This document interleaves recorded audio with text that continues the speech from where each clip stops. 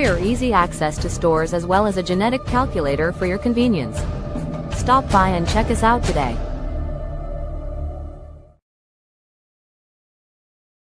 Hello, hello, hello. How you doing out there? Hey, Mike, your microphone was on silent. You there? I'm not hearing you at all. No sound from you. Can you hear me now? I can hear you now. All right, it's muted. How's it going? Pretty good. How you doing? Wonderful. Got into StreamYard a little early. Found out that all my graphics was gone. Oh no, Disappeared. I don't know what happened. I didn't do it. No. I know it updated. So I don't know if something happened then, but so the intros and outros and all that kind of thing is not the best today, but it'll be what it'll be. Yeah. So how's Kentucky? Hot as hell. It's like 88, 89 degrees. That's hotter than it is here. Yeah. So we went from like 50s and 60s in Michigan to 90s here. Well, that's your redneck Riviera. Yeah. I had to rush out and get a key because my wife forgot the key on the counter earlier. So I had to go out to where my mom and dad's working and rush back. So. Yeah. But. Well, we've got a fantastic guest in the back. We got a few people out there in the chat right now. The wife's out there and Dickie Foster. Hey, what's up, Dickie? And our buddy Nick from 666 Serpents. What's up, Chooch? What's up, Nick? He's my friend. I like Nick a lot. Well, we're going to go ahead and bring Jesus out to the stage from Rising Sun Serpents. Fantastic breeder, a fantastic story. So we'll go ahead and get him in here and see what we can do. Let's go. Hey, Jesus. What up? What up? What's up, Jesus? How's it going, buddy? It's going, man. It's going. It's all fly in the neighborhood, huh? Oh, yeah. We appreciate you coming on and hanging out with us this beautiful hot Sunday morning, afternoon. Y'all say it's hot. I'm over here in the 50s. Yeah. That's what I was telling G-Paul and everybody in the chat. I left Michigan was 50s and low 60s, and down here in Kentucky, it's 90s. No, yeah, it's definitely hot, man. No, I'm staying up here. I'm a Wisconsin native, man, through and through. That's hotter than it is here in Florida. Yeah. Yeah, that is. Right now, anyway. Yeah. Well, hey, sis, we all know you from being on the Sophisticated Ignorance and hanging out with Wiz and the guys over there. The whole Wiz chain. But not everyone knows you or knows a lot about you. So go ahead and introduce yourself and tell us a little bit about yourself. Oh, man. Okay. Well, everybody knows me as, Jesus or Loverboy from the Sophisticated Loverboy. But, let's see. Where do I start? Well, I'm 36. Just turned 36 this year in April. A father, got 2 kids. Two little demon spawn of mine. They're 10 and 9. Rocking the dad life over here. For sure. Let's see. Ex-military. Did some time in the Navy. I'm in construction. I got back into the hobby just about beginning of 23, and then I met Keys. Hey, Keys. What's up, Keys? What Nick? I met Wiz through like somebody mentioned him, and then he's been my mentor since 23, so he's helped me out a lot. I can go to him for any trouble, or and he comes to me if he needs any rodents. So it's nice to have somebody close that I can talk to. Definitely. Yep. So, yeah. Get those comments out of your face there so people can see you.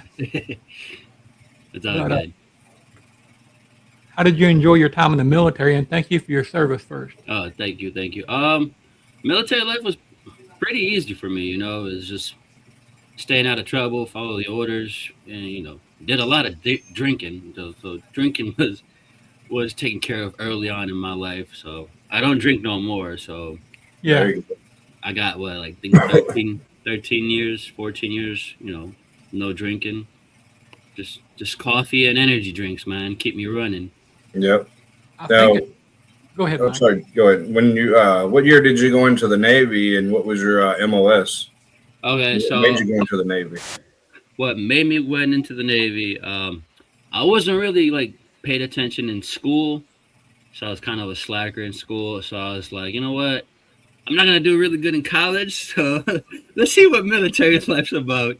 Um, I went in literally 12 days after I graduated. Joined the Navy. I initially wanted to go into the Marines, but I was a little bit, heavier back then. I was peaking like 250, Yeah. Yeah. 260. Um, so I went Marines. Marines didn't want me. I went Army. Army's like, nah. I was like, forget the Air Force, forget the Coast Guard. The only branch left is Navy. So I went straight into the Navy recruiters. Lost a lot of weight. Lost 30 pounds before going in. Lost another 30 when I was in. There you So I tapped out at 190, and my MOS was Sparky. So I was an electrician for construction battalion, NMCB 3, out of Port Hueneme, California. So I spent a lot of time in California, Texas, Mississippi. So Well, Mississippi wasn't too bad. no, Gulfport. I was in Gulfport, Mississippi. Yeah. Oh, It there was you go. nice, man. The food is great. People are nice. I mean, probably about the only state that I probably would go to would be Mississippi. And then when you say you were doing electricity and stuff in the military, do you use that now? As construction when you do your construction, or you do what do you uh, do construction right now, I work for a company that does new construction and renovations. So Okay. it's a lot of everything that I learned in the military. I do a lot of demo work, cement, building walls, pretty much all the things you could think of in construction. That I'm always doing helps right. out. I'm doing right now. Yeah, that always helps when you have that prior experience and stuff like that. So I think And it, definitely the Navy probably is a rite of passage to go out drinking and things. Here in yeah, Pensacola, we have a lot of military, a lot of Navy. yeah. And one of the first gentlemen I worked with, I learned a lot from. He was a retired Master Chief. And I guess he was a beast of a man that you think about it, because from daylight till about noon, 1 o'clock, he'd probably drink 5 gallons of coffee. hey, Sounds about right. And then after 5 o'clock, till he went to bed, he probably drank 5 gallons of beer. That's even more Yeah. accurate. I can tell you, yeah. Every day, 24/7, same Oh way. yeah, I remember. Oh man, I remember countless stories of drinking till 2, 3 in the morning, waking up at 5, going to PT, shit drunk, and then hydrating on nothing but grape Kool-Aid and Monster. So yeah. What? yeah, How many years did you serve? What was your Uh, rank when you got out? I was at E3 when I got out. I was going up for E4, but I mediced out because I broke my leg in two. So, Oh, damn. or else I would have been doing 6 years. But I probably 6. would have. I probably would have more than likely extended to like make it a 10 year. But I ended up busting my shit. Yeah. Yeah. Our youngest, well, not our youngest son, but my wife's youngest son, my stepson, he joined the Air Force out of high school. Nice. He spent 8 years in Okay. in cybersecurity command. Ooh. Okay. That's all. Most of the time, he got stuck at Offutt Air Force Base or Joint Air Force Base out in Nebraska, Yeah. Probably. and then he had to sign up for 2 more years to get transferred out of there. So he ended up at Fort Wayne, Indiana, St. Louis, No. Okay. When I was Scott Air Force Base. I'm sorry. And but he stayed there. He got out, did all his stuff. The military helped him find a job and that kind of thing. He worked the same job, the same desk for about a year as a contractor. And I'm not sure exactly what he's doing now. I just know it's something that a bunch of the generals there at Scott Air Force Base, he's their executive communication engineer working directly for those generals. So Nice. So he got a nice cushy job. Yeah, yeah. He didn't like military life too much because he's big on structure and rules and things, and he just didn't feel like anybody really followed the rules. Yeah, that's anywhere really, not military or other Yeah, jobs. there's a lot. There's a lot of rule breakers in the military. I can tell you that right now. And I think it was another thing got him was everybody wanted to be in charge and nobody wanted to take the responsibility. Yeah, too many There's chiefs, a. not enough Indians. I was about to say that. Too many chiefs. Sorry about that, dude. No, you're good. No, I mean, but it is true. You know, there's a lot of knuckleheads in the military. I mean, especially especially if you had habits prior to going in. So it's like there is some like people that are like follow the rules to the T, but then there's some like slackers and they're like, you know, they're just doing it, doing the service, you know, as a job and not really like an Yeah, actual passion for it. So, Right, right. like I said, if I wouldn't have snapped my leg in two on my third year in, I would have stayed in probably, you know, 6 and then do an extension and do a 10. And then I would have gotten out at 10 years. So, there you go. what up, Jem? What up? What up? So, I yeah. kind of I wanted him to stay in myself and do his 20, whatever. Yeah. And I just think I felt personally the benefits and things for his future would have been better. He'd have been 38 when he got out. Yeah, same. I would have been 28 if I did 10, but for a 20, I would have been 38. But And then you get out with your full pension and he's also your making benefits. probably 4 or 5 times the money now. Damn. Yeah, because I'm private, well, depending if he's like private sector or just regular civilian side, but there's a lot more money to be made when you get out and you go into the private sector, He depending did on he did depending on have the specialty. he did have an advantage going in. He did 4 years of ROTC in high school, So yeah, that definitely helped him. so he went in as an E3. Yeah, Yeah. that's what I was going to do in high school. Well, I did that in high school. Senior year, I was in second command of like 240 students. And then it was like, all right, I'm going to do, the Navy wanted me, the Marines wanted me. They're like, all right, take your test and all that. And they're like, oh, you have rare eye disease. It's like, really? Oh You damn. can't see at night, can you? No. They're like, well, as soon as you jump out of the plane, you can hit the ground before you even know to, pull your parachute. You can't do that. So I was like, well, shit. I was working on airplanes and stuff in school, in high school, junior year and senior year. We were going to get the general plant, power plant license and all that and go into military doing that. And say, well, all that went to hell. Yeah. Yeah, Yeah, I know of a few Change people the direction. that wanted to join the military when I was in high school, but two people had asthma. You can't really have asthma. Another person has some sort of like heart condition. He didn't know about it until like Yeah. they went for the test and they're like, "Oh, you have some heart murmur thing going. You can't do that. Nope, you're out." well, So, actually, when David went in, he wanted to be a K9 MP, oh, nice. and for whatever reason, his hearing was 1 point off, which kept him out of that. Oh man. Yeah. So, but he ended up in a better situation with cybersecurity anyway. No, yeah, cybersecurity. That's also one of the things too. Is like when you join the military, that they don't really tell you a lot. The recruiters do. Is a lot of the jobs don't transfer as easily to the civilian side. Um, so cybersecurity, anything to do with computers, does transfer perfectly fine. Yeah, But like other MOSs don't really transfer. For example, like electrician work. When I got out, I wanted to go into the local electrician company up here in Wisconsin, We Energies. Well, I didn't get in, and then they're like, "Well, what do you have for experience?" I was like, "Well, my military career, my training. I went through electrician school and everything." They're like, "Oh, that's nothing." I'm like, "What?" So I was just like, "Damn." So then I did 3 to 4 years for a construction company doing electrical work, and then I started the union thing. Then I missed the union exam for some odd reason, and I never went back to it again. So I can remember in high school we all took the ASVAB test. in our senior year.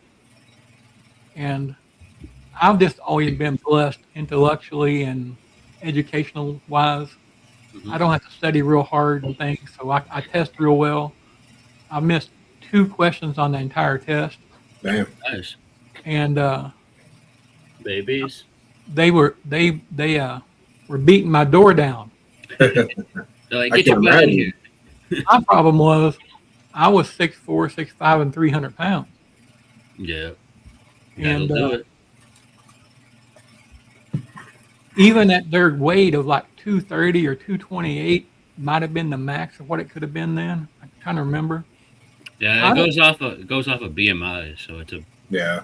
body fat max index or something like that. I would have been anorexic. No. He been whistling in the wind on G-Paw. No, seriously, my bones, I mean, like, my bones, like on my wrist and things like that, are twice the size of some people's. I mean, I'm just a large person. But I mean, if you were like what you say you're 6'4" now. Yeah. So if you would have dropped to 240, that would have been decent, because my brother-in-law, he's 6'4", 6'6", and he's about 240. Yeah. He was a little bit bigger, but he dropped a lot of weight because he had that balloon thing put in his stomach Yeah. Oh yeah. to help him lose weight. Because he was chunky. He was chunky. That's what I need to get done. Get rid of this belly I got. I have experienced that. I have been up to 500 pounds twice in my life. Oh wow. The first time I had the surgery done, Hmm. and it worked, worked well, but I endured a lot of tragedy and trauma and illness and things, and was kind of bed fast, chair fast, if you want to say, and gained it all back. Mm. And then over the past year, I've dropped from a size 60 in pants to 42. Nice. That's really good. No, I had what was it? After my divorce, I was peaking almost my original weight of 250. But that summer of 23, I decided I was like, nah, I'm too big, so I ended up wearing my plate carrier everywhere I went. Yeah. And I dropped to 220 in the span of like 6 months. And that, I still eat like a good meals here and there. And so I went from 220, now I'm down to 206. That's good. So I'm trying not to go above 210. But I still eat every day, breakfast and lunch and dinner. So I forget to eat, and my wife makes me eat now because nothing tastes good. Yeah, The things I used to enjoy and crave and those kind of things now. Hmm. It is what it is. I can't stop eating, man. My kids are the same way. They're always hungry. They are when they're that age for sure. All that energy they got Yeah. burned. Yesterday, I was at my mom's house because my aunt and my uncle were there from Baja, and we were grilling and everything. And my 2 kids, my boy, he slammed 2 hot dogs, a cheeseburger, and then just a single hot dog that he grabbed from the table. He's like, yeah, munching away. And then my daughter had 2 cheeseburgers and some skirt steak. I'm like, man, where are you guys packing all of this? Yeah, Working. that's more than I could eat. Yeah, I had what I think it was like 2 brats and a cheeseburger myself. And even then, my aunt was like, "Andale, mijo, you got to eat more. You're too skinny." I'm like, "Yeah, no, I can't fit more." I got you. So when we actually have a lot in common. You mentioned earlier in our conversation about you used to have your FFL license and things like that. Yep. We did as well. Up until the pandemic, we had a gunsmith shop Yeah, same here. called Ferguson Gunsmithing and Training because we did the concealed carry training and things like that as well. Okay. My my head gunsmith was from the military, retired, and that was his job in the military. I guess there was I can't remember the name of it. Over in Germany, one of the bases had a large underground range, Oh, that's nice. and he was in charge of it for several years. And he married a lady over there who stayed in Germany, and he came back to the States to finish his retirement here. Hmm. And then right before the pandemic came, he went over, and he's not been back. Oh wow. Uh, No, yeah, I had the same thing. I was doing gunsmithing and transfers. yeah, The name for the business was the Right to Bear Arms, and I had I had the 3% logo and then 2 ARs. yeah, But things happened last year, like I was explaining it to you backstage, yeah. and so I'm not doing that no more, unfortunately, because We let off. one of my customers who was buying from me was going behind my back and selling them to people that shouldn't have, and he got busted. Oh no. So the whole ATF came down and closed me down. I was like, you asshole. Yeah, that sucks. How long does it take to usually to get an FFL license? Nowadays, 60 days. 60 days. That's it. Yeah, it depending on a lot of things, but It depends for on me, your background. yeah, for The, me, the it location. was fast tracked, I would say, because Military. one, I had the military. Two, I actually went through a gunsmithing course Okay. through SDI, Sonora and Desert Institute. Yeah, I went Yeah. through that. I did both the pistol and the AR classes. So I did that, and then I submitted my paperwork, and I think I had my license within a month, and then I had an FFL personnel here, and we were going through the whole binder of rules. Mhm. Yeah. He inspected my office, the locker I had for my transfers when they would come in. It was all locked, bolted to the wall. Yeah. So it was relatively easy for me on my end because again I didn't have any issues in my background, no police interactions, no nothing. So it went relatively smooth for me. I think I've had in my time of me holding my FFL license, I had 2 visits for they just inspect Yeah. they inspect the R&D book, and that was pretty much it. Other than that, they left you alone. You do your own hours. As long as everything's good, they don't really hit you with anything. They- But you do have to keep your doors open at any point in time. They can pop in and be like peekaboo. You'll be like, oh Yeah. damn, Yeah. ATF here. And Make a lot of the ATF agents they're not even armed when they come in and inspect. So when you open the door and you're carrying, so they're like,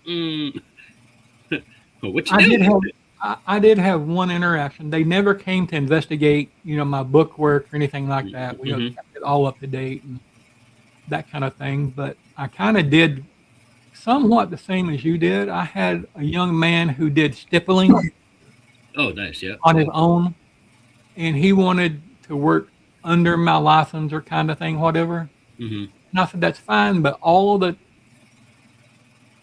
the incoming, outgoing has to go through me. Yeah, yeah. Hmm. I said, because it's got to be tracked that way. Yep. Well, he ended up not doing that. Yeah. That way you can regulate on your own what it is. Everything that's happening. I can Yeah. regulate, Yeah, Josh. making sure he's turning stuff around and not holding on to it, Yeah. kind of thing. But he went behind my back, did the same kind of thing. And I was sitting here at the house one day, and the ATF pulled up to my front door. Oh, And they were armed, both of them. oh, wow. And I said, yeah. And they asked if I knew this John. I said, yeah, I do. Well, he got a couple of guns from a couple of police officers in Tennessee, and he hasn't returned them. Oh, wow. So I said, okay. I said, do you want to give me a ride up to the shop? And we went up, and I made him send me the code to his safe. What up, Vince?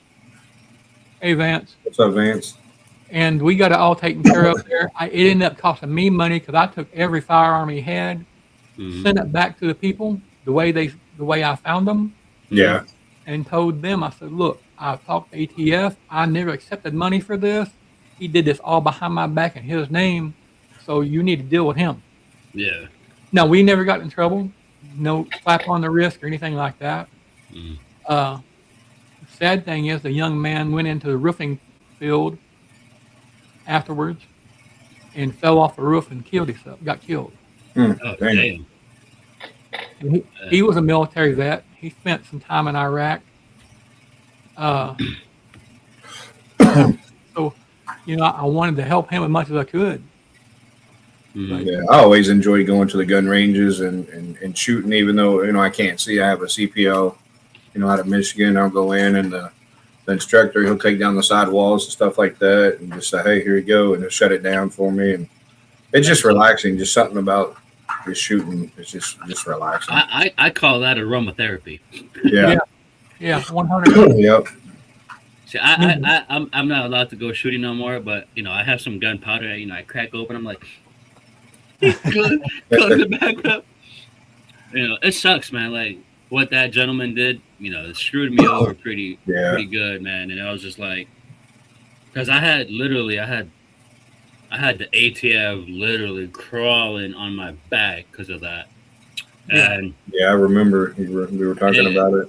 it was such a disaster, and they were like interrogating me, and they were like, "Did you know he was doing this?" I was like, "No." I was like, "I'm not a damn mind reader." Like, goddamn. Yeah. They were trying to hit me with what he did. I'm like, "Oh, look." I was like, and I told the ATF agent, I was, "Look, man," I was like, "if I go buy a truck and I decide to mow down 15 people with said truck, are you gonna blame the dealership that sold me the truck, or are you gonna blame me?" Yep. And the guy was like, "Yeah, you're right. I was like, exactly. I was like, so I had no indication he was doing what he was doing. Like, Yeah. one, he passed the background check perfectly fine all the That's time. what I was going to say. That was on them. Yeah, I was like, Yeah. he passed it perfectly fine. Money was right. Why am I going to question it? If he's buying a gun or 2 guns every month, why am I going to be like, what are you doing? No. The man loves his guns, okay, but apparently he was buying them and then going around and doing his thing. I'm like, Yeah. So I had to surrender my license. I was like, Wow, that's That's unfortunate. yeah. So how did in your state, how did the background process work? In Alabama, you call right into the. Well, I think everything up here is computerized. Well, So- it is here now as well. Yeah. But So I what just Florida does, instead of going to the database directly, we have to pay Florida money every check. We pay the state of Florida like $10 for every check we make. Then they send it from their computer system into the Fed system, and it comes back. nope. For me, everything was computerized. In 23 when I started, so I had access to the handgun background check through Yeah. the state, and then I had the NICS. So everything, once I inputted the customer's information, it went in, got kicked back. Maybe I have to say maybe like 30 minutes or less. Yeah.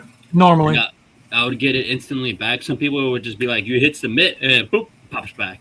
that's the way mine is because I had the clearance from Homeland Security and things like that before I ever got my FFL and things. No, but yeah, mine was pretty simple. I think I had, I think probably in my time of doing the FFL work, I had maybe like 1 or 2 people that the background check took like 7 days Yeah. to come back. And one of those people was one of my bosses from my old job. And this man was a Marine through and through. He did his 20. The man had clearance more than I ever did. He had some nice equipment, and he waited 7 days. So I'm like, boss, I was like, look, man, I was like, it's been 3 days. You can come pick your stuff up. Like, you don't need to wait. He's like, no, no, no, no. I'll wait till you get that, that Yeah, so green make back. the clearance. Yeah, I'm like, all right, but like, you don't have to, because I know you, and I'm like, you got a CCW and everything. I'm like, I know you're good. And that's you what don't. some people don't understand. When it comes down to it, it's pretty much up to the discretion of the FFL holder to let them have the gun or not. Yeah, that's pretty Yeah. much. And I've had a few people that were like, when they started talking, they were questionable. Like, my mind started going off. I was like, red flag, red flag, red flag. Nope. yeah. You can generally tell people. I had one customer when he was filling out the paperwork. He was like, it says something about mental institution. I'm like, yeah, if you've ever been in one of those, I'm gonna tell you right now, it's gonna be a negative on my end. No, Yeah, you ain't receiving this piece. No, thank you. I was like, don't even bother filling it out.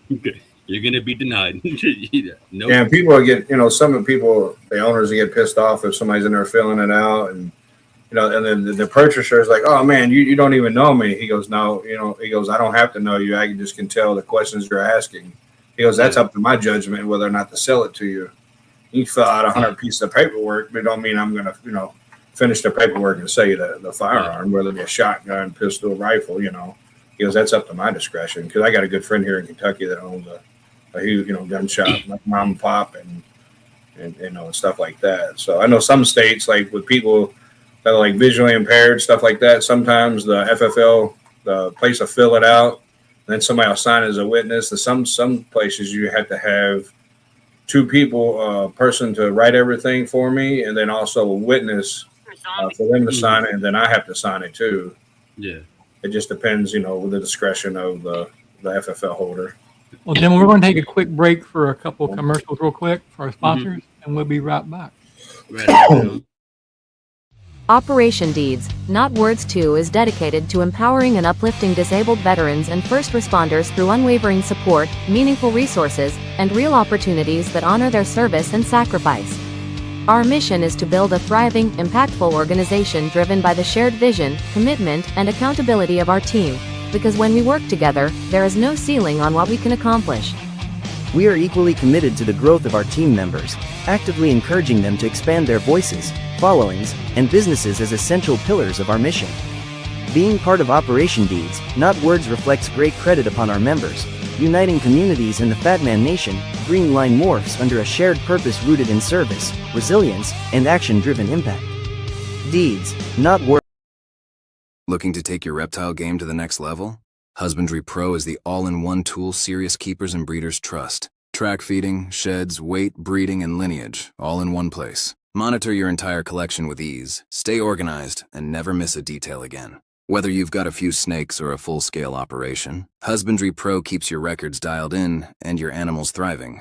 And right now, you can try it. Free. Use code RIVENSFORGE. 60 and get 60 days free. That's Husbandry Pro, built for keepers by keepers. Well, that was nice, man. That was some nice. Appreciate all the sponsors. Yep. Yeah, so, Yeah. hey, Husbandry Pro has been something I never thought I would use in the beginning. But once you get all of your animals into it, it's the way to go for sure. Oh yeah, most definitely. I know Husbandry Pro. I started using it recently under the free one, and then the animals. Like I have also reptile ads. Zach owns those two, Right. and you can use your Husbandry Pro stuff and just put it right into the to the reptile ads. Like if you're selling it, they got a new thing where you can just hit the button and it goes right over the reptile Yeah. ads. I might have to check out reptile ads. And it's free. Reptile Edge is free until October. Yep, Oh, October nice. 1st. Yep. That's what's up. No, but yeah, it's pretty much like we were talking about earlier about FFL. It's pretty much up to the discretion of the FFL. Yeah. But there are some FFL people that are like, they're not doing right by other people. Yeah. There's a local guy here who is like an old timer, and he is just as shady as can be. Yeah, a lot of them are. And like, I've had people that used to go to that person that started coming to me because they were like, man, it takes like 2 weeks for me to get my firearm from this guy. like he's holding on to it for some unknown reason. Because I have a Navy buddy who went to him, and he's like, bro, he's like, it sucks that you lost your license, and like I can't even get my gun from him. Like he's holding the hostage. I'm like, bro, you can't do that. Like he got to send it back to wherever you got it from, because like that's not right. Yeah. And so it sucks, man. It sucks to like not have my license, because I was doing pretty good, man. Like financially wise, me having my license was like I was doing good, and it was just when it hit, I was like, fuck. Yeah, I know. As you were, doing like you said, your guns and stuff like that with your FFL, you had a pretty decent sized collection of snakes and stuff too, and Yeah, that kind of went to shit there for a little bit. that went to shit because of one person who Yeah, decided to take my collection and not want to give it back, even though people were offering money to get my collection back. yep, yeah, Like a month or two, like after I got out of jail and I started my whole court case because of what happened, I know of people that offered him more than what he was asking to get my collection back, and he said no, flat out told him. And I got the proof. I got the receipts of people saying, "Hey, I want to buy back Jesus' collection. I'm offering this much money," and he flat out said no. And I can tell you right now, if I ever see that gentleman, I'm gonna have some wise words, because he owes me a ton of money. Yeah, that's not. I mean, A ton of money. I really don't care about the rats, but the collection that I had, yeah, it was quite significant. yeah, two of the snakes alone, value wise, not for what I paid for, but the value of themselves alone, was at least $12K. Yeah, And I had some snakes from Billy from Mutation Creation, which I paid a pretty good, decent amount of money. I had snakes from Richie from Capital City that I paid a decent amount of money, and then and snakes that I bought from other people through auctions, because other people. I think I had about 80 snakes and about like 30 babies, and I had custom racks built that I spent a pretty good penny on. That he sold them and got rid of everything, and yeah, I was just no. I don't know him, but he's a sorry human being. Yep. Because if somebody's offering you more than what you're, what you were asking. He had no stake in the game, and he didn't do what he was supposed to do to begin with. Yeah, because I mean, I told, and I was pretty clear with him. I was like, look, man, I was like, because once I started my whole court case, and I told him, I was like, look, man, I was like, I don't know what's gonna happen to me. I don't know if I'm gonna be going in or I'm gonna be staying out. I was like, once my case closes, I'll be reaching back out to you, because like I'll have the money like a month after, because then that's when they like give you back your bail money. Yeah. And I was like, I'll have it. But by that time that came, I'd have to say probably 90% of my collection was already sold. Damn. And he kept probably a few of the snakes that I had in there. And he sold a lot of my snake racks, because I had a custom built 102 FB5 hatchling rack. Yeah.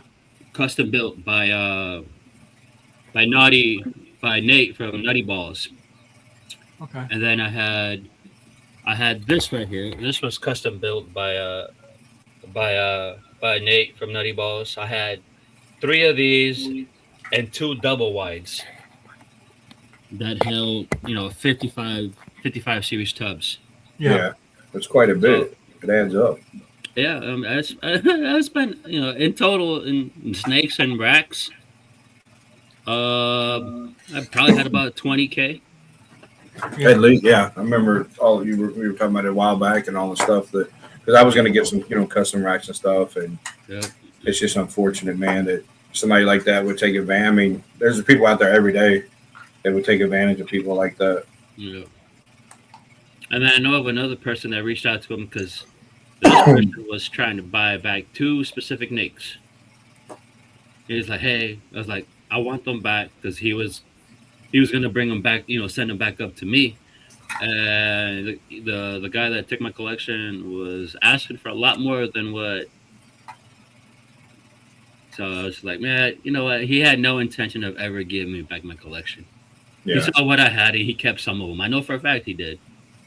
Oh, I'm sure. So, what got you into reptiles in the beginning? Um, Actually, I've been into reptiles since I was like about 16. My sister, my oldest sister, was the first one to give me a snake.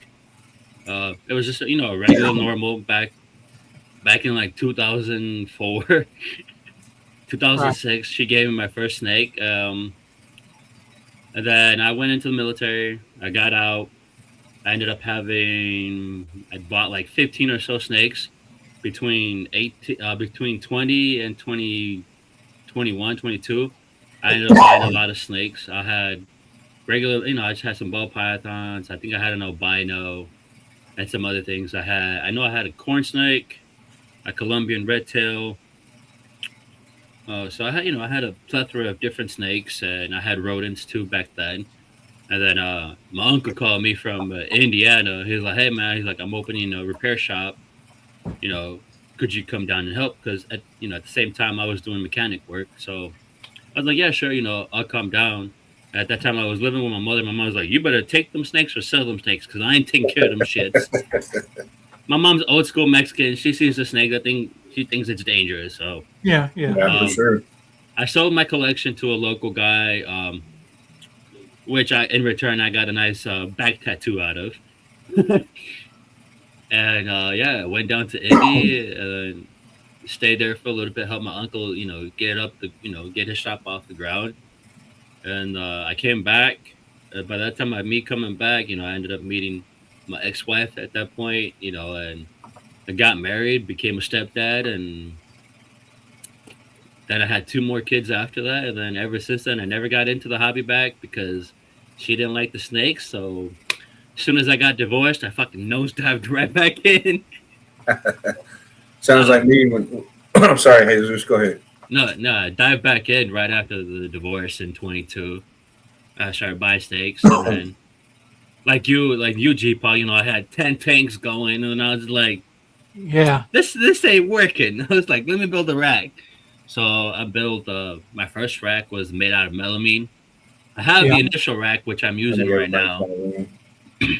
I'm using that rack right now because that rack was too heavy for that one person to take. Oh yeah. So I got that, and I got that 55 right here, right next to me. So, and then I had a couple people donate snakes because I got out of my original collection. I was able to get back six because of another local guy, Eddie from Static Morphs. Yeah. He saved six of my original snakes that I had, which I thank him for every day. Because I would have been so upset to lose my Ultramel group and my Black Pastel Pie group. I would have been upset. Um, so I got that. Then Postal Pythons donated uh, 11 snakes to my collection. Wiz donated a snake or two to my collection to get me, back off the ground and back into the game of things. Well, So if you yeah. could add any one snake now, what would it be? Any recessive gene? Whatever. I really want to work with Sandblast. That's a dominant gene, but I want to work with Sandblast. Yesterday on the show, Big Mike from across the pond, I talked to him. So I'm working. I might be working in a new gene that's not seen in the States. I Oh, really fell in love with the gene when he was showing it off backstage. I'm not gonna say too much about it, yeah. but it's really nice, and I'm looking forward to that gene coming in. I'm getting a 1.1 There you go. from Big Mike. Thank you, Big Mike. But yeah, Sandblast is one of the genes that I really like. I mean, I work DG, I work Ultramel. I have a 3 or 4 pied projects. Right now, one of the other things that I'm looking for is a OD pied with VPI and like het DG, het hypo combo. Yeah. I'm looking for a male. Because I got 3 girls that are that are OD pied, triple het at 66% and above, and they're triple het for VPI, DG, and hypo. Dang. All 3 of my girls. So I'm looking for a boy around that same ballpark, Right. so I can hopefully get some. And the god, odds gods are in favor. I get some really cool visuals out of that. So I'm on the hunt for one of those boys. I got you. Well, somebody out there's got one. So Yeah, they're I mean, listening. I got Morph Market open right now, and there is some out there. They're a little bit of cheddar. They Yeah, cost a for little sure. bit of money Yeah. for the boys. But right now, I think the most expensive one out there is 25. Thousand. 2,500, Oh, okay. and it's a super OD pied double het VPI DG. There's a lot of more that are OD hypo pied het VPI, and so All those combinations, yeah. So, would you living up north? Do you ever go ice fishing or snowmobiling or anything like that? okay. I'm Or is it cold not for you? I'm not that enthusiastic about ice fishing, but snowmobiling, yeah, I do like Yeah, snowmobiling. I don't know, man. Digging a hole over ice. Hey, that's not it there.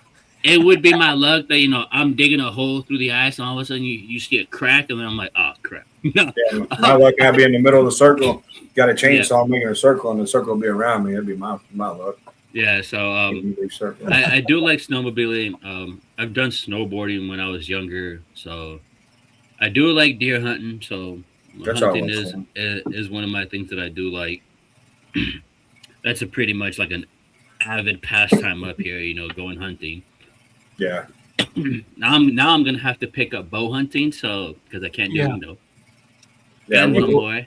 What about muzzle loading? Can you still do that or not? Muzzle loading is still allowed. Yeah. Okay. Yeah, it's allowed, but going back to the roots, I used to actually be in archery when I was in high school. Yeah. I was a part of the archery club, and I was pretty good at it. I don't like the recurve bows a lot. I don't really like a lot of the new bows. I'm more in tune with the traditional longbow Right. that they used to have in archery class. So Those bear bows, long bows. Yeah. yeah, the longbow. Yeah, I was pretty good with that thing at like 40, 50 yards. I could hit dead pretty center damn good. on a target. So just gonna go back to that. So Yeah. looking forward to that this year. That was the first bow I ever had. It was a bear, I think 40-pound longbow.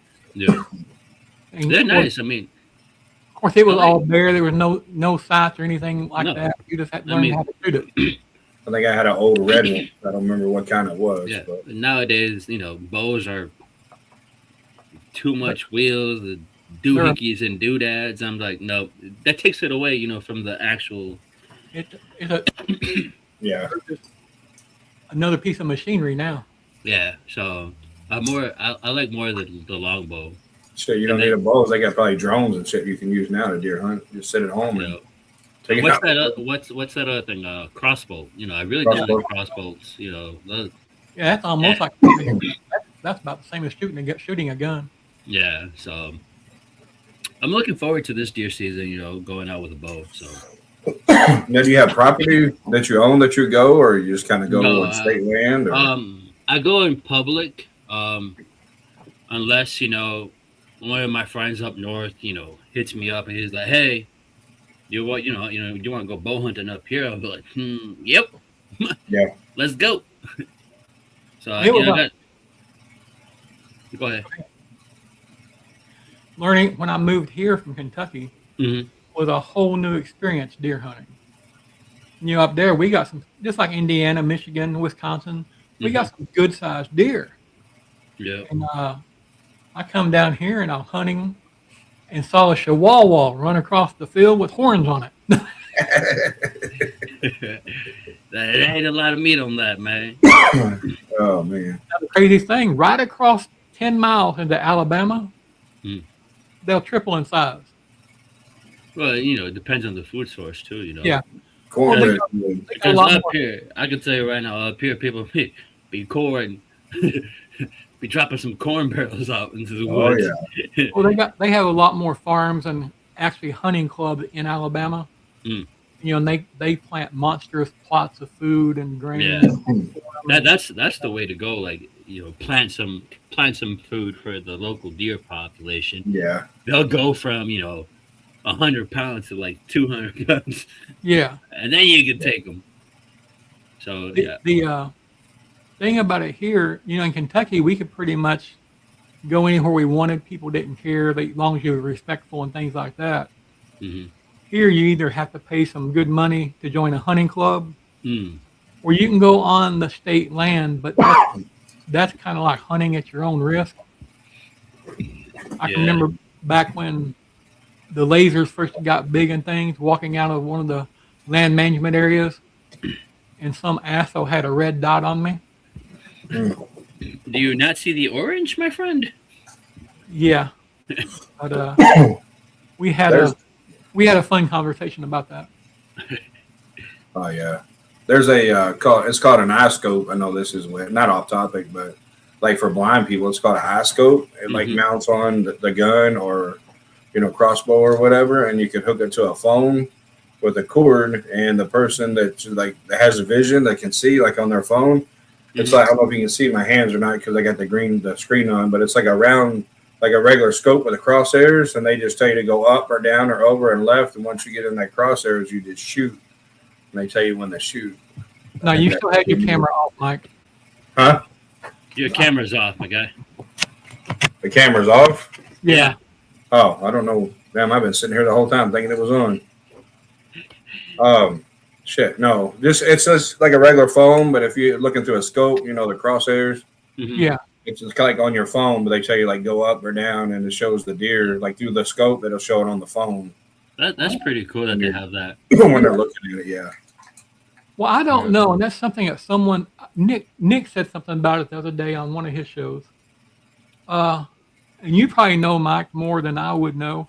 How close are they to something like like on Star Trek, where the one guy had the electronic eyes per se?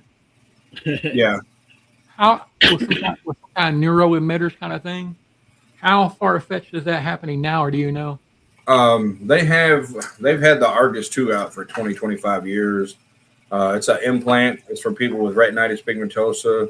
They implant it in the back of the eye, and it kind of heats up the retina, and it kind of sends signals to like these glasses, and it has like a battery pack, and you kind of look like a robot and all this other crazy stuff. But once they implant that into your eye, they can't take it out. So I did not want that because, maybe if they come up with something later in life, they're not going to be able to take it out. But I mean, they've got these Meta glasses out now. I've been trying to see what they cost, and been wanting to see if I could try to get a pair of those, because they say you can either like video chat with someone, or you can like ask somebody like hey Meta or whatever it is. Yeah. I'll tell you like what's in front of you and stuff like that. So, I mean, Wiz has the Meta glasses. oh yeah. Yeah, so I mean, if you want to message him, he can tell you all about them. Okay. Yeah, I know some of them are anywhere between like $300 or $400 all the way up to expensive. Yeah. So it just really depends on how much you want to spend on them. But Oh, there is a gentleman close to me here who is getting out of the business, who has some sandblast stuff. I think it's he got some sandblast tides.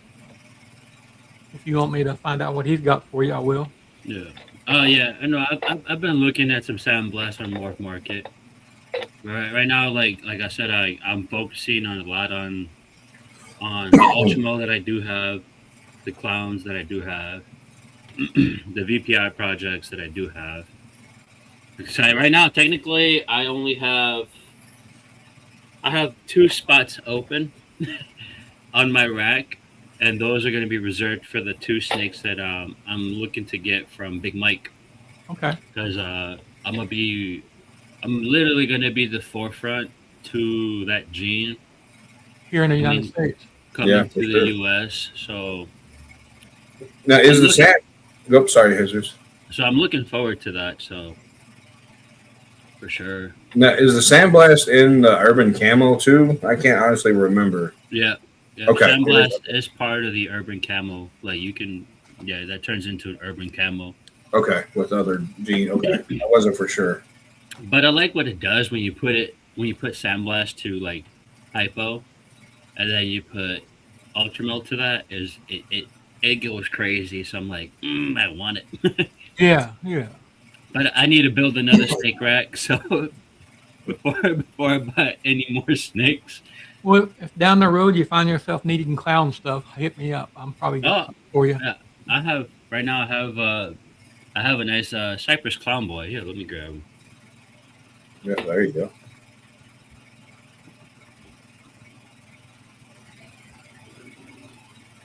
So how's your stuff going, Mike? Your daughter feeding them, or you got them taking care of them in between going back and forth, or what? Actually, I got my collection at a friend's house. They live, her and her husband, they live about 20 minutes from me. Yeah. So I go over there and feed and stuff like that. They have a huge area because they also breed and stuff. Okay, that's cool. Somebody that I trust and stuff like that. So, but This Yep. is my Cypress Clown Boy right here. Let me figure out how to do that. my big leopard clown girl, she's been on the heat quite a bit. I go over there a couple times a week and visit and feed and clean and help them feed and clean and Yep. stuff like that too. So That's nice. Now I've got a Cypress Stranger Clown Girl. Oh, that's nice. But Yeah. this is my boy. He's one of the clowns. The other clowns that I have are females, but Yeah. he's my only boy, and he got paired up to a queen bee, extreme gene, clown, yellow belly girl. Nice. dang, that's a lot. Yeah, it's a lot. She's pretty crazy. She's VPI too, so Oh, there you go. You can't go wrong there. Yeah, I want to try to get Puzzle into some Sunset Clown stuff. I have a clown hat Sunset male I produced last year, and I want to get a Puzzle female to grow up and put into the clown Sunset stuff with the pie. Well, I've got a 1.1 puzzle growing up right now. Okay. I actually got 5 snakes while I was in the hospital. and this is hold on. Stay right there, Gamora. Do not move. Uh. So this is the girl that he got paired up to. Okay, nice. She's chunky, so That's how you know they're eating good. hopefully she gives me some babies pretty soon because they locked up about 3 times. Well, that's good. Oh. Yeah. So that Yeah. extreme gene really like Mm. wonkies out the pattern. Yeah, it does. During breeding season, how often do you pair? 3 times. Like I try to like put the boys in there 3 times with them. Like once a month or once every Once 6 a weeks? month, yeah. Once a month? Okay. I try to give the no, you gotta go back in your tub. You can't go out. I try to give the boys a nice decent break in between so Yeah. they don't get too exhausted from doing their duty. Yep, for sure. Well, what a life. That would be a horrible life, wouldn't it? Yeah. You get exhausted from doing your duty. I had that happen. One of the boys that I had from my original collection, I think he was a black pastel pied, and I paired him up to a cine pied that I had, and he literally like once a month I put him in with the cine pied, and after that 3rd time, I think like a couple weeks later, he was done. Like I went into the tub and he was belly up. I'm like, I no. had a heart attack. I was like, God dang it. And then the mom gave me eggs. She gave me 6 good eggs, all great veins. I hatched out 6 beautiful babies, and one of them was a pied out of that whole clutch. And 2 days after they hatched, the mom went belly up. I'm like, man, come on. Dang. Huh. So I was really mad. I mean, at least she saw, the babies hatched, and I was like, all right, cool. Yeah. And then boom, 2 days later, I'm like, no. Right. Yeah, at least you didn't pass before they, before she laid and stuff like that. You would have lost them True. all. Yeah. And I We think got- somebody happened to somebody in the group. They mentioned it yesterday in the chat when we were on the podcast that they Yeah, I lost can't remember who that was. 3 out of the 5 clutches. I'm like, ooh, God damn. Yeah. So we've got about 70 snakes right now. Ooh. Ball And you python. just started in October or November? Yep. You got 7. Oh, damn. Yeah, And quite they are all either visual Mm. or het clown. Okay. We've got puzzle, pied, hypo, desert ghost, Nice. banana, pinstripe, spider, OD, super pastel, krypton, a firefly, clown. Trying to think with all the recessives and things. I got a cat up here on top of one of them. Of course, we got blackhead. Like, it's nice. I do have a Mojave Lori came from Barchex. Okay. Some some calico, cinnamon, black pewter, red stripe. Nice. G-Paw's got quite the collection. Yeah, you do. My stranger stuff. I got a Batman. Nice. I do have a one VPI Xanthic DG girl.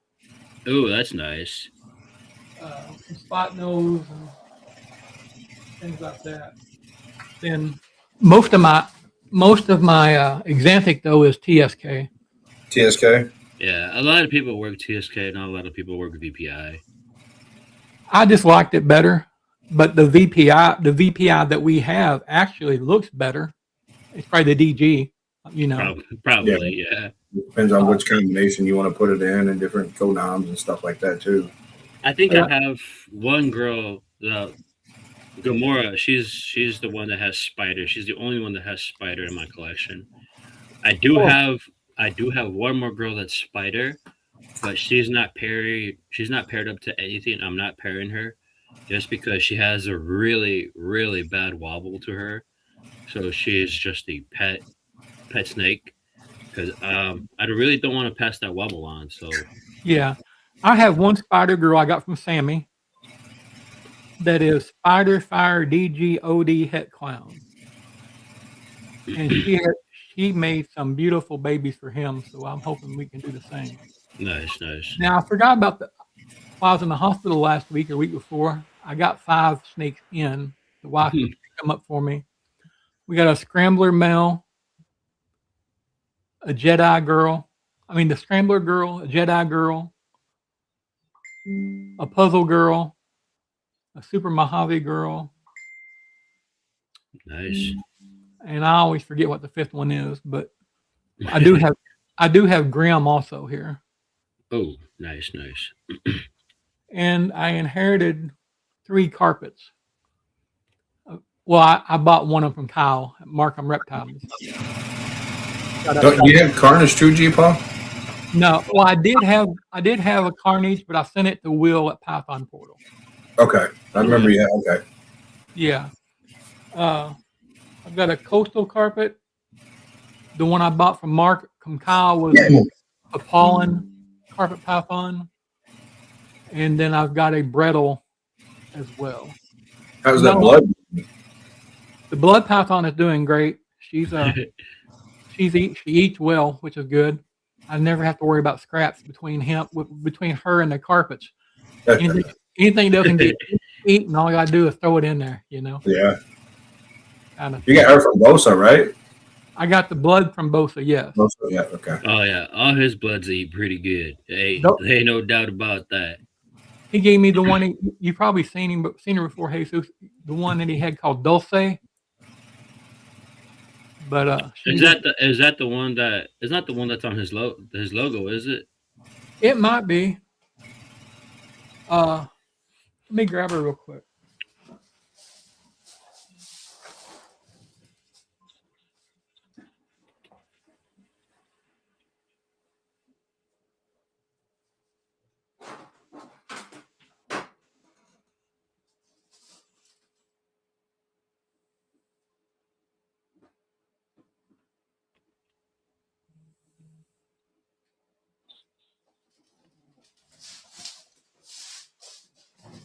Give me a second. Yeah, you're good. You're good.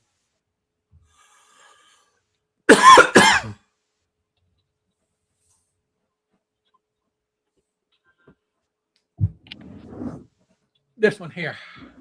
Oh, it's a different one. Okay. Yeah. She's a sweet girl.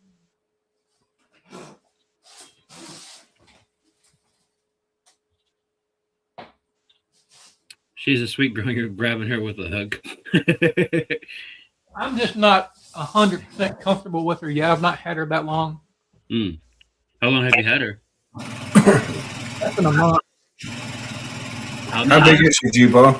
Less than a month, I believe. Oh, less than a month. Okay. Yeah. What do you say, Mike? How big is she? She weighs, I think, 9 pounds. Oh, okay. Wow. She's pretty good size. She's heavy. Yeah. She's still growing. that's She's only a little over 2 years old. Okay. Okay. But we've been going for about an hour and 15 minutes or so here. How would you like to close out, Jesus? What would you like to tell people?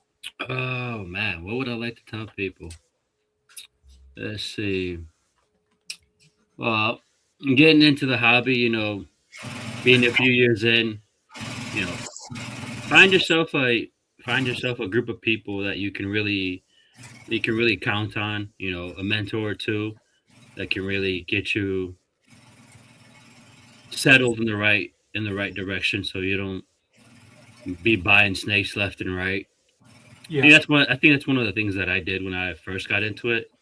I was buying left and right. I mean, I did get the title of auction god for a reason. I was hitting the auctions pretty hard. But getting focused, dialed in, rock with the right people. They'll always point you in the good direction, and it's fun being a part of the Westang group that I'm a part of, and Oh, yeah, definitely. being able to talk to the people from all walks of life, and they're working their projects and doing collabs with other people is really nice. And always do right by people, man. Don't burn bridges. We all have different opinions. We all come from different walks of life. So That's right. Miss Karma will come back around and get that ass. yeah, it will. Karma will get you. Well, you're but, the third Wiz Tang I've had on here. That's what's up. I had Elias on first, then Wiz down Yes, here. That's what's up. That's what's up. yeah. Look out, Amish Will. We're coming for you next. I want to get Will on, and I really want to get Ash on if he will. Ash, I don't know about Ash. Ash is a really. I respect him a lot, and to me, Yeah. Oh, yeah. when you talk, it's like but you know what I'm saying? I mean, he's been in the hobby for God. I don't know. I think he mentioned it one time. He's been in the hobby for I think 10 or more years, probably. Yeah. He's been really quiet, but having him on the panel on Saturdays is a gem, because he has so much knowledge that he just passes on. And a lot of wisdom that doesn't necessarily That too, yeah. He's So when you've been around. I don't know how old he is. I'm sure he's closer to my age than yours. probably. when you've been around as long as we have, you learn a few things and you just understand things better. Hmm. You Yeah, know, Big Mike is Tom also Cool one of those. collective too. Yeah, Big Mike is also one of those people that have been in the hobby for a long time. That when he gets on, everybody's just we pay attention to what is said because I know relatively like in the hobby. Wiz, I think he started in like 1918 maybe yeah, before the whole COVID thing. And you see a lot of people that came in during COVID and then they dropped off because they got in it for the money and then they fell off. Yep. A lot of people were like that. But, being part of that group, and the amount of time everybody's been in is relatively close yeah, because I think I have 3 years in the hobby. Uh, Liz has like 5 or 6. So I mean, it's good to see somebody like G Paul and Big Mike, or once in a while when Casey comes on or Levance. The people that have been in the hobby for 10 plus years. It's nice to hear what they have and the knowledge and the wisdom, like you were saying. Because when we were backstage, Big Mike was just dropping a whole lot of knowledge after the show, and yeah. explaining the layering of the snakes because he showed us a clutch that he had, and it's the gradients from one baby to another, and you can spot the difference in how he played it out perfectly. It was good to stay backstage and listen to him talk.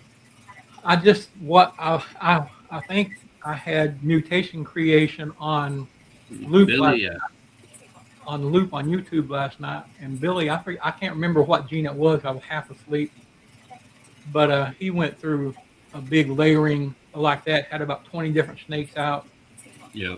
and it's a recessive. What gene was it? If it's Billy, I know Billy does the enhancer. He has he has DG. Oh, this was all about kryptons. Oh, Kryptons. Okay, yeah. The difference between cryptic clown and krypton, and the being on the same allele and how everything works. It was one of the best, probably one of the best explanations that I've seen of how it all works like that. Yeah. He did a good job of it. Well, Mike, how about you, buddy? Any words of wisdom today? Yeah, I appreciate you coming on, Jesus, and everybody in the problem. chats and all the sponsors. And I'm going to piggyback a little bit what Jesus was saying, about the mentors. Go to your local shows if you have local shows, or reach out Excellent. to people. Don't find a mentor or someone you think that is a mentor that just wants to sell you this and sell you that and sell you this, and you come to find out, they didn't want to answer questions. Just make sure that person really, is interested, because you usually tell if they want to help you with it or not, or just to sell you stuff. That a lot of new people, they want to come. I need to buy this, this, and this, and if they, the person keeps selling it to you, they just want to sell you, not to be a mentor, which is fine. Some people don't want to mentor people. That's also awesome too. But just go to your local shows and just get to know people and stuff. That's what I did. I did about a year and a half before I started buying a couple of animals, and figure out who was working what, and just, work your own thing and then be your own person. Yeah, make your own path. I think everybody Yep. in the group says that. Yeah. Because not everything's for everybody. So, Yeah, don't be a follower. It's okay to be different. I mean, yep, for we sure. all we all are different. We all have our own projects and things that we do, and just Yep. I keep in appreciate you, tune. people, and everybody. So, Yeah, Well, and I agree 100% on the mentor thing. Like you said in the beginning, I bought a lot of pretty things, and yep. with no direction, but I did jump into the social media pretty quick and listen and make friends Hmm. and things. And people helped me understand that I needed to focus on something. Luckily, the things that I picked that were pretty, other people think the same way. So I was able to translate that into what I needed Hmm. or what I wanted. And, with the way we do things, and we, work with veterans and things like that, and donate snakes to them and those kind of things, we've had a lot of very nice donations as far as snakes and things go. And so that just about everybody in our group or that we hang out with and chats and things has mentored me in some way. But I'm not ready to name names yet. But there is a breeder who most people know that's going to be relocating from California. They were going to go to Texas, but we became friends. And they're coming here next month or sometime in June. Oh, We okay. find a house here in Pensacola, and then move here. I think we're going to do a rodentry here in my house in the garage, and then we can share genetics and things like that. And of course, the mentorship and things is what I'm really looking forward to there. Yeah, it's valuable to have somebody as close as Wiz, that I can go over to his place from time to time and chat up with him on the weekends and pick his brain. Because he has 6 years in the hobby and I got 3, so it's bounce off things off of him is pretty cool. Then I got Eddie also in Kenosha, and then Morforge is a little bit farther away, but still relatively close. Yeah, for sure. And then of course, like you said, DDM's up there too. Yeah, DDM Reptiles. I'm doing a collab with them, so They're good. They're all good folks. yeah, they are. No, without a doubt. DDM. I've known him for a while now, so I think it's like 2 years now that I've known them. They used to live a little bit closer to me, but now they're all the way up closer to Morforge, and Morforge has been a really big help for them when they were going through their trouble back in I think it was 2024 when they were going through their crisis. They helped them out a lot. I helped them out getting them back on their feet too. So helping each other out is crucial, man, because Yeah, for sure. sometimes shit happens and you're like, help. I need help. Yeah. And that's the ones that you really, know that's there to help you when time comes. Well, Yeah, I have received plenty of help, and I send as many snakes out for free as I can. If I've got something that's going to help somebody else, yeah. I'm pretty easy to get along with. I'll help anybody. Like, I've sent a couple with a DDM. Bosa, what up? There's Bosa. Where's Then- both? You just missed Dulce. We had her out for a minute. Yeah.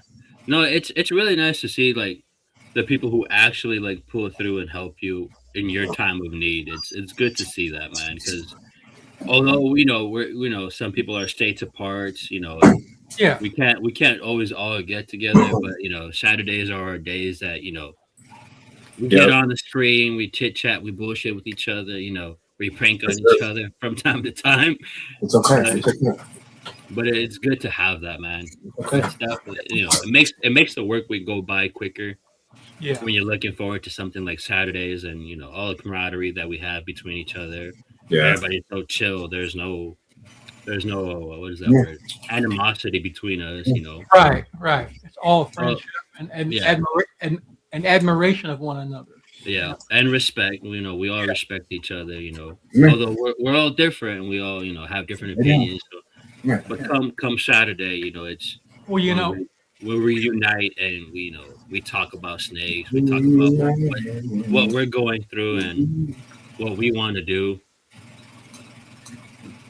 I think we all that's one of the things that I guess I want to leave us with is understanding that we all come from different walks and lifestyles. Mhm. We all have different, if you want to say it this way, environmental pressures that have shaped us that is different than other people. Your way is not always the best way or the right way. There's more than one way to do anything, and just to be understanding and accepting of people. In my opinion, I come from a conservative time in life and things, and I was pretty judgmental at one time, straight up. But I've come to understand that there's too much garbage in our society, too That's much judgment.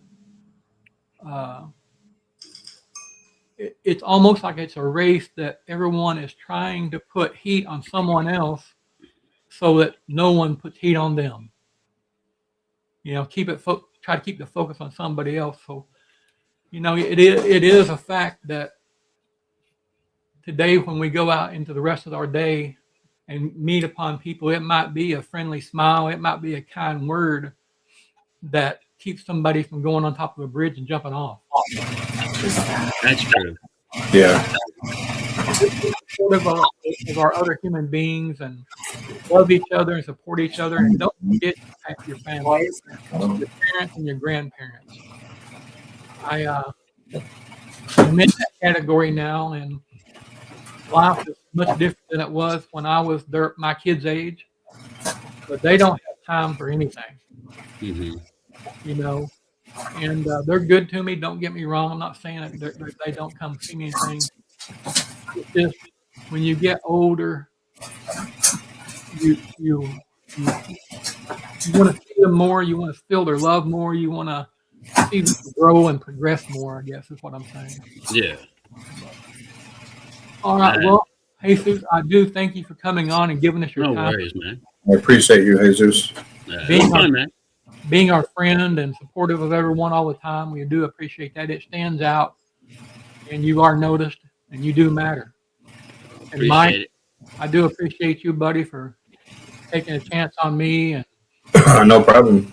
trying to help support me and what we're doing here. And this is not about me; it's about us. For sure. 100%. It's a hobby. I appreciate it. Yep. It's a hobby that we're all in it for, man. So we're going to go ahead and end it here, and I'll be backstage if y'all want to hang out or whatever. So, Yeah. y'all, everyone have a good day, and thanks for tuning in. Go hit Y'all have a that, good Sunday. That's your like button. go hit that like button, subscribe, share it out, and we'll see you all next week. Peace. Looking to take your reptile game to the next level? Husbandry Pro is the all-in-one tool serious keepers and breeders trust. Track feeding, sheds, weight, breeding, and lineage, all in one place. Monitor your entire collection with ease, stay organized, and never miss a detail again. Whether you've got a few snakes or a full-scale operation, Husbandry Pro keeps your records dialed in and your animals thriving. And right now, you can try it. Free. Use code RibbonsForge. 60 and get 60 days free. That's Husbandry Pro, built for keepers by keepers.